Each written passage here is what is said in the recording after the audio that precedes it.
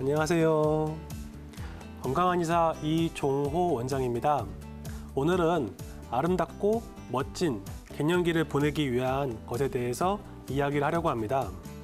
첫 번째, 먼저 갱년기의 관리가 중요한 이유에 대해서 설명드리겠습니다. 본래 갱년기의 의미는 다시 갱, 고칠 갱자를 써서 내가 다시 내 인생을 고쳐서 살아간다는 의미를 갖고 있습니다. 그러니까 내가 나의 삶을 정리하고 나의 삶을 다시 더 잘 살아가기 위한 준비를 하는 과정인 거죠. 그런데 우리나라에서 이렇게 갱년기 관리가 중요하게 된 이유는요, 우리의 평균 수명이 크게 늘어났기 때문인데요. 우리나라가 1970년도에 평균 수명이 65세 정도 되었어요. 그때는 환갑잔치를 하던 시절이었거든요. 근데 2010년도 기준으로 현재 평균 수명이 85세 정도 되고 있습니다. 지금 40대, 50대 환자분들이 앞으로 살아가는 시대는요, 아마 90대 이상까지 평균 수명을 기대하지 않을까 싶어요. 그러면 갱년기 이후의 삶이 예전엔 10년, 15년이었는데 이제는 40년, 50년이 남아있다는 이야기죠. 쉽게 말하면 갱년기 이후의 삶이 엄청나게 길어진다는 얘기입니다. 흔히 갱년기를 축구에 비교를 하면 전반전을 마치고 쉬는 시간 있잖아요. 쉬는 시간에 하프타임에 우리가 잠깐 쉬는 시간을 갱년기에 비유할 수 있어요. 어떻게 하면 후반전을 잘 보낼 수 있을지 영양 보충도 하고 전략도 세우고 미리 준비를 잘 해야 인생의 후반전을 잘 맞이할 수 있는 거거든요.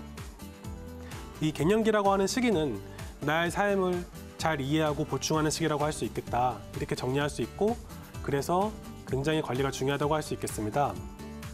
그 다음으로는 갱년기 시기의 호르몬 변화에 대해서 설명을 드릴 건데요. 보통 월경을 할 때 뇌에서 난소로 먼저 호르몬이 나오거든요.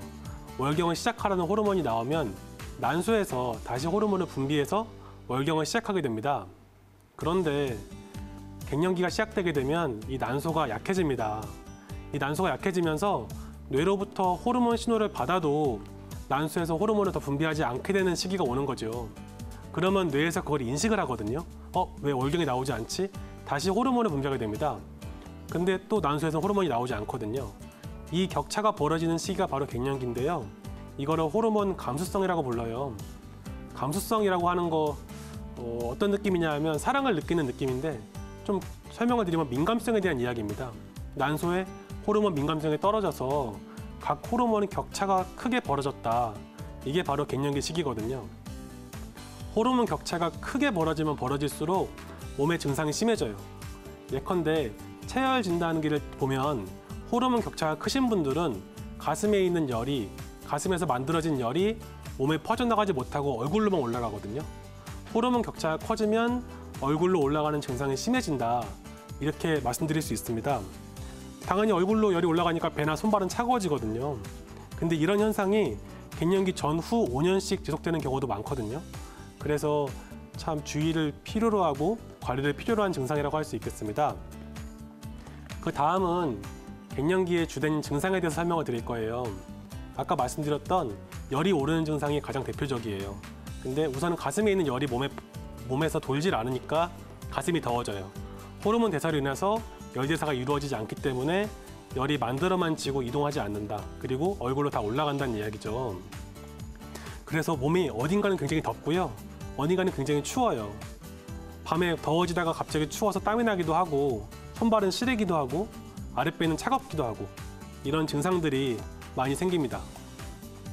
흔히들 환자분들께서 갱년기 증상을 호소하실 때 이렇게 말씀하세요. 나도 내가 왜 이러는지 잘 모르겠어요. 이렇게 말씀하시거든요. 그 이유가 뭐냐면 갱년기 시기에 들어오면 나의 감정 변화가 많이 생겨요. 감정의 기복, 불안, 이런 것들이 갱년기의 대표적 증상이거든요. 쉽게 짜증도 나고 작은 말에 상처도 받고요. 때로는 기억력 장애가 오기도 하고, 심지어는 내가 왜 이러나 그러면서 우울증도 오는 분들도 계세요. 이런 것들이 갱년기의 대표적인 증상들입니다. 그 다음은 갱년기 증상의 빈도에 대해서 설명을 해드릴 거거든요. 보통 이제 갱년기라고 하면 폐경기만 생각하시고 생리가 없어졌다, 월경이 없어졌다, 이렇게만 말씀하세요. 근데 저는 임상적으로 갱년기를 폐경기 전후에 5년 정도로 보는데요. 보통 이제 40대 중반부터 월경이 줄어드는 경험이나 이제 생리가 빨라지는 경험을 시작을 하시고요. 50대 초반에 생리가 끊어지는 경험을 하시고 그때 호르몬의 변동으로 인해서 많은 변화를 느끼게 되세요. 그리고 이 폐경계로 인해서 몸과 마음의 정신의 변화를 느끼게 되는데 사실 이 증상들이 60대, 70대에도 가는 경우가 많거든요. 근데 그게 왜 중요하냐면 이 갱년기가 어떤 질환이 아니라 나의 몸의 자연스러운 현상이기 때문이에요. 갱년기 때 보통 어머님들께서 사춘기 자녀분들을 다 키워보셨거든요.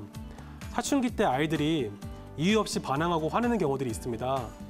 이유 없이 아이들이 반항을 하면 엄마들은 사랑의 손길로 그냥 다 감싸 안아주거든요. 갱년기가 사실 그런 사춘기와 같은 시기입니다. 내가 나의 몸을 감싸 안아야 되는 시기인데요. 내가 나의 몸을 관리하지 않고 나의 몸을 지키지 않으면 갱년기 증상이 60대, 70대에도 가는 경우가 굉장히 많습니다. 그래서 이 시기는 그냥 지나가는 시기가 아니고 꼭 관리가 필요한 시기라고 말씀드리고 싶습니다.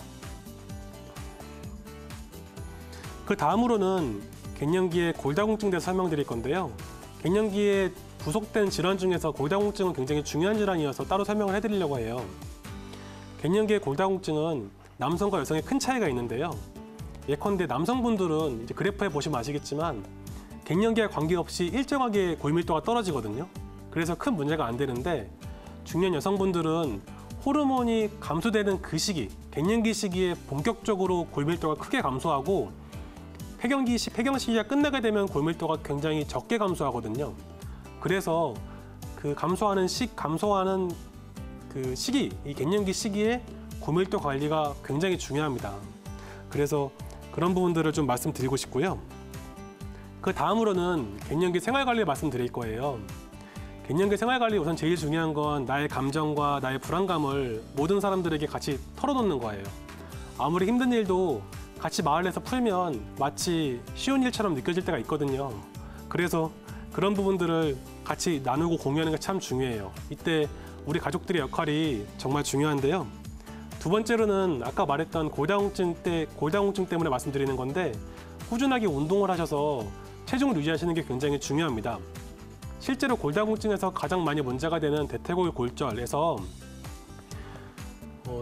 하루에 3회 1시간씩 걷기 운동을 하면 대퇴골골절이 유의미하게 줄어든다는 보고들이 있어요. 그리고 갱년기 때 아무래도 지나치게 짜거나 단 음식을 먹거나 혹은 동물성 지방 같은 걸 많이 먹게 되면 당연히 체중이 찌는데요. 갱년기 시기에는 호르몬 불균형에 의해서 나의 식욕이 올라가게 되거든요. 그 식욕이 올라가기 때문에 음식을 조심하셔야 됩니다. 그리고 살코기나 생선, 달걀, 두부 같은 것도 많이 적당히 드시면 좋고요. 무엇보다도 갱년기 시기에 일어나는 모든 일들을 마음속 깊이 이해하는 게 제일 중요하지 않나 생각하고 있습니다. 다음은 갱년기의 한방진료에 대해서 말씀드릴 건데요. 갱년기 한방진료에서 제일 대표적인 거는 체질 맞춤으로 들어가는 녹용보약이에요. 보통 3개월씩 들어가는데요. 일단 갱년기의 주된 증상인 혈이 부족한 증상을 녹용을 통해서 보충을 많이 해주고요. 특히 녹용의 붕골이라고 하는 성분은 호르몬이 많거든요. 그렇게 해서 이제 몸에 보충해주고 또 한약을 지을 때 진맥을 통해서 몸의 어떤 증상들을 열 순환을 잘 시켜주는 게 굉장히 중요합니다. 그래서 이런 순환을 잘 시켜주는 게 몸의 어떤 온도를 맞추고 순환을 활성화하는데 안정화시키는 역할이 있습니다.